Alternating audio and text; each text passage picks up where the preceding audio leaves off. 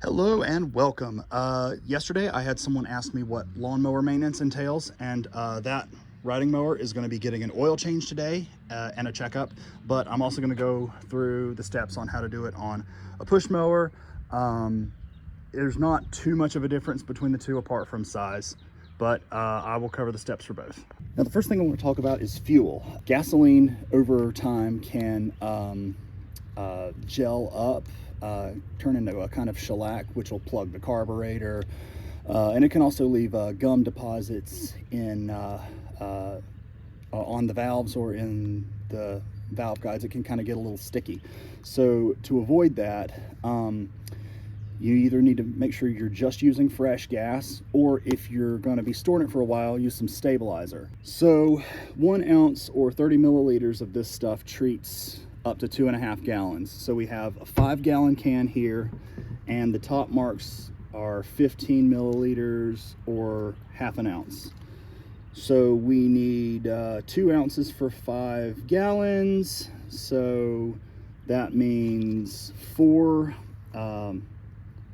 filling it up to here 4 times and putting it in our gas can. So this one has a little dispenser here, which is nice. You just squeeze it until you got it up to the line. So 1, 2,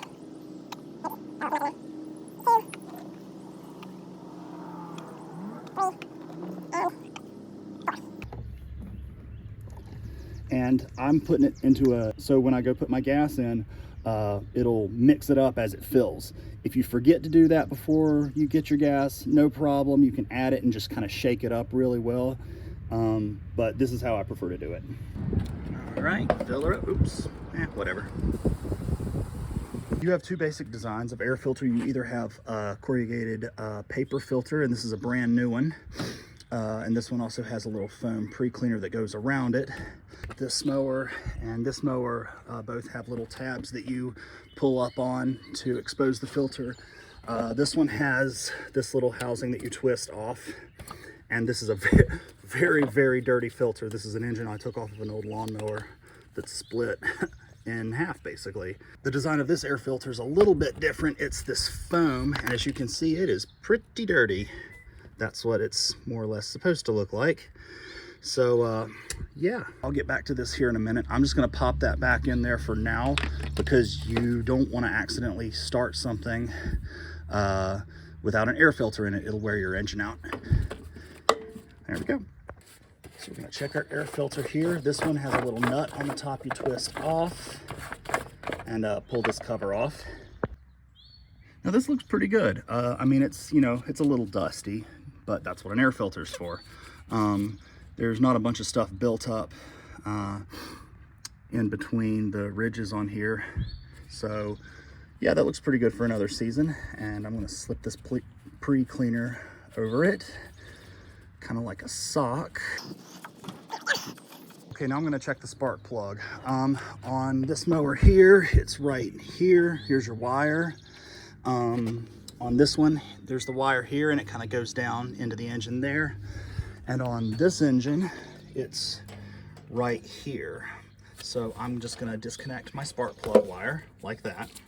If you ever need more room to work on a riding mower's engine, you can disconnect the headlights. It's just a simple connector like that. Unplug it, and then lift up on the front, move it forward a little bit, and it'll come right off. Now I'm going to look at my spark plug. I've already disconnected the wire, and I'm going to hang it off to the side. The spark plug is right in here, and this one needs a 5/8 socket, and this is a spark plug socket here. It's a little different from a standard deep socket. It's kind of in there, as you can see, so I'm going to put an extension on there. I'm going to take my ratchet and put it on, set it to loosen, and turn it to the left. There we go.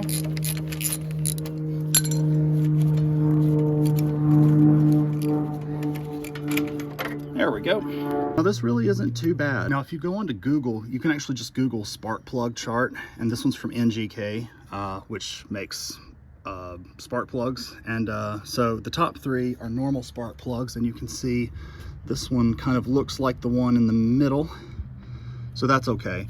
But it also shows you some situations that are not so good. So yeah, Google spark plug chart and take a look for yourself if you have any questions. Okay, time to put this back in. So I'm gonna put it into the hole. Careful not to drop the spark plug because if it lands on the tip, it could mess up the gap and then you'll have to, best case scenario, have to re-gap it. Worst case scenario, it could break the insulator and you got to buy a new spark plug. They're not very expensive, so it's not a huge deal, but yeah, be careful with your plugs. So I'm just gonna tighten this up. It doesn't have to be super tight, but give it kind of a good grunt to make sure that it's making a good seal. I'm gonna plug my wire back in and you'll hear a little click. You probably couldn't hear it there, but you can kind of feel it click onto the spark plug. Now before I change my oil, I'm gonna need to run the engine a little bit. And before I run the engine a little bit, I still need to go ahead and check my oil to make sure that there's enough in it, because you don't want to run an engine without oil. It'll basically melt parts of the engine together. So I'm gonna pull my dipstick out. On your dipstick, you have an add line at the bottom and a full line at the top, and this cross-hatched area in between. The oil should be somewhere in there, ideally right at the full line. I forgot to mention that you also need to have your mower on level ground when you check the oil. And so I've wiped my dipstick off. I'm gonna put it back in. I'm not gonna thread it back on, I'm just gonna set it down, pull it back, and it's right on the full line. So I know I've got enough oil in there to run it. I'm gonna put that back on and screw it down, and then I'm gonna start it. Well, that's running. I'm gonna show you a couple of other designs of dipsticks. So this Honda has this one here, and you can see this one's got a schematic showing you don't thread it back in before you check it. So you unscrew it, wipe the tip out, and then just stick it back on, and then pull it out. And now this engine oil is dirty. It needs to be changed. You can see it looks like it's overfilled because it's above the top of the cross hatching, but remember, I didn't wipe this dipstick off before pulling it out. So if I wipe it off and put it back in, it should be at the very top of the cross hatching. There we go. And it's also sitting at a bit of an incline, so it might be a little above the cross hatching. Yeah, a little bit, but it's also tilted this way a little bit. It's got to be on a level ground to check it properly. Sometimes the dipstick can be hidden, like on this one right here. That's it. So I'm going to pull that out just to show you.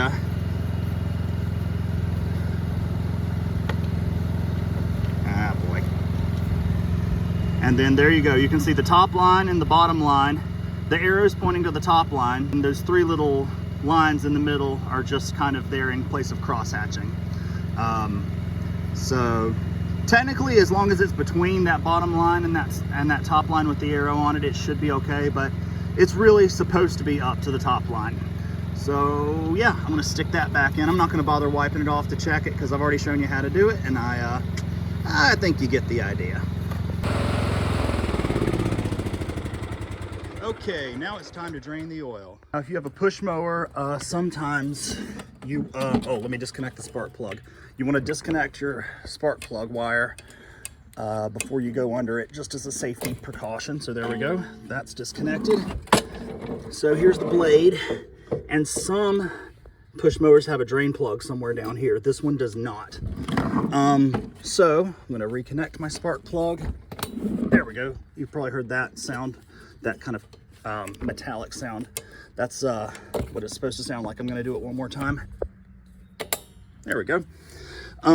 So on this one, if I were changing the oil on this one, which I'll do later, I would pull out my dipstick, take an oil pan. This is just a cheap pan I got from, I think I got it at Harbor Freight for $3, but you can get them at, you know, Advanced Auto Parts or Walmart. Just a drain pan, super easy to find, super cheap. But basically for this one, I would pull my dipstick out and lay the mower on its side, and then of course have my drain pan under there. This I would probably need to Oh yeah, actually the dipstick's right there, so it would probably drain right down in there.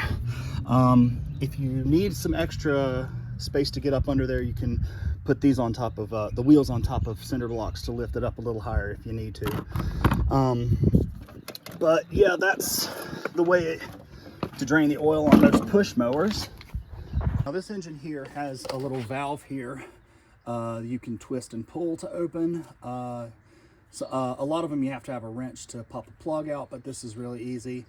I can't, you've got a nipple here for a piece of tubing to go off to the side into your drain pan. I can't find my tubing, so I've put it in here like that, and I'm just going to take a pair of scissors and take a plastic cup and cut it into a little kind of chute or whatever. So now I'm going to open my dipstick tube back up. I'm just going to leave it sitting there, but that'll leave a hole to let air in so it can drain out. Going to come back over to this side and put this under here, kind of jam it in place a little bit. This particular one, you turn it to the left and then pull. There it comes. Now this is a heavier duty Kohler engine, and it's got an oil filter on it like you would find on a car. Now if you have a push mower or a walk behind mower, you're not going to have to worry about an oil filter. But if you have a riding mower and it does have an oil filter, it's very easy to take off. Okay, so I'm going to push my valve back in to close it, and then turn it to the right to lock it in place. There we go. All right, we're going to wipe this off because this flopped down under here and got wet. No big deal. But that's closed, that's back on. Okay, so now I'm going to take a strap wrench for the oil filter, and it's going to go around the oil filter, strap in like that, and I'm going to be turning it this way because that's going to get it off. Oops, got some oil under it, I think. All right, I'm going to go up to this top part. Oh, I really did get some oil on this thing. All right, come on. There we go. Now it's starting to turn. Now this is actually, wow, this one was really tight. There we go. Now I'm going to stick this under here to catch what comes out of the filter.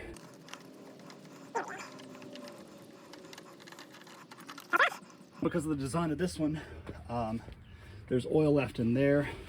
Not really a huge deal, but I like to take some paper towels and just kind of soak that up out of there. Before I put the new oil filter on, I'm just going to make sure I get any dirt or oil out of here. There's a little bit there, a little bit down in that little return port there. And then I'm also going to wipe around here to give it a nice clean surface. You see some dirt's gotten on it right there. If I don't clean that off, it'll leak. So I'm going to wipe that off. And wiping carefully to push it away from the middle so it doesn't go down into it. There we go. So now I've got a nice clean surface for the seal of my oil filter. And so I'm going to put that on now. Here's the new oil filter, so I'm going to open it up. And on the bottom, this one has a little plastic wrapper on it, so that's going to have to come off. I'm going to use 10W30 oil in this, and I'm going to put a little bit on my finger. Not much, just to wet the tip. And I'm going to take the filter and I'm going to lubricate the seal here. Now this does not need to be very tight. I'm going to put it down on and start the thread. The fuel line's in the way a little bit, but it's not a big deal. There we go. I'm going to spin it on until it makes contact. There we go. And then it needs to turn another about 3/4 of a turn. So there's a 1/4 turn, half turn, 3/4 of a turn. There we go. Like I say, it doesn't need to be super tight. Now it's time to add our new oil. Now on a push mower like this, you almost always put your oil in through the dipstick tube. So pull the dipstick out, and then in that hole, if it's recessed like the one on this one, you can use a long neck funnel to kind of go in there. Or in the case of this one, it's just right here on the top. It's super easy to get at it without a funnel. Get my dipstick out of the way. I'm gonna wipe it off and just kind of put it off to the side. I'm gonna take some oil Got about a quart of it right here. And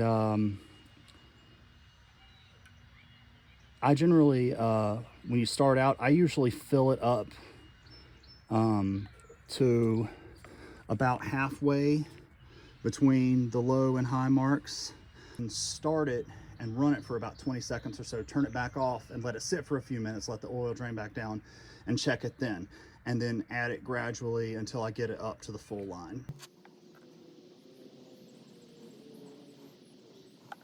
While I'm waiting for that to settle, I'm gonna take care of my waste oil. So I've got a jug here from the last oil change I did, and you can see I've labeled it used oil because obviously you don't want to mix it up. So I'm going to open that up, and I've got my funnel. Let me go get the drain pan.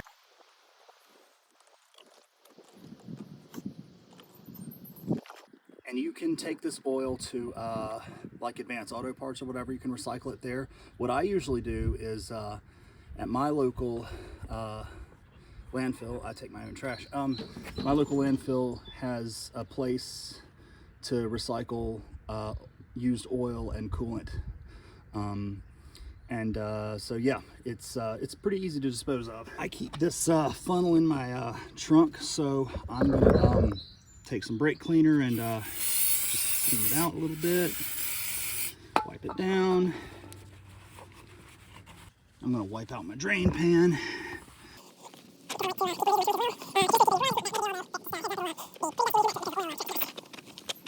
Right, back to this. And it's about halfway between the two lines. It's gonna run it for about 20 seconds. And on this one, which again has that oil filter, a little bit of oil is gonna go into that to fill it up.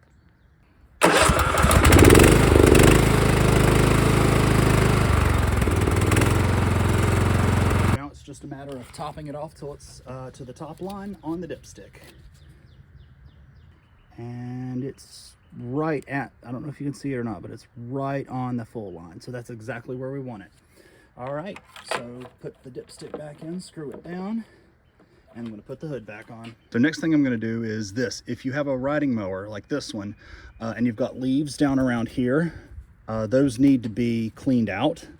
And you can, if you don't wanna take the deck off the mower, you can first disconnect the spark plug like that, and then you can actually pull the stuff out by hand and then maybe use a shop vac to vacuum it out. This is a quick release deck. It's just got a clip up here and on the back. I took the deck out of the riding mower, and while it's out is a good chance to check your blades. I sharpen these blades before I put it away for the winter, so it's the blades are fine for another season. Most manufacturers tell you not to sharpen blades and to just replace them, but if you have a grinder, you know, I prefer to just sharpen them. I'll link to the short for that. But whether you're changing the blades or just sharpening them, you still have to pull them out. So there's a bolt in the middle. Same thing with this push mower. Now when I deal with a push mower, I usually just put my toolbox on the handle to hold it up. Again, disconnect your spark plug. To remove the blade, it is the same procedure as I said, whether you've got a push mower or a rider. Either go under here, or in this case, I've got it out of the tractor. And you can either use a blade tool to hold it in place so that you can get the bolt in the middle out, or you can just take a block of wood, put it in, jam it like that, and take the bolt out that way. Now, if you're using a blade tool, you unscrew this, put it down over the side, and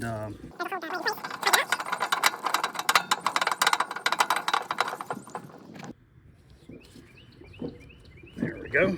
And that will hold the blade in place.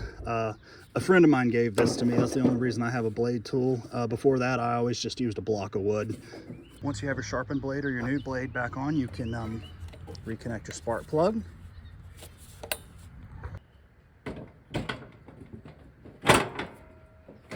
Reconnect our headlights. There we go.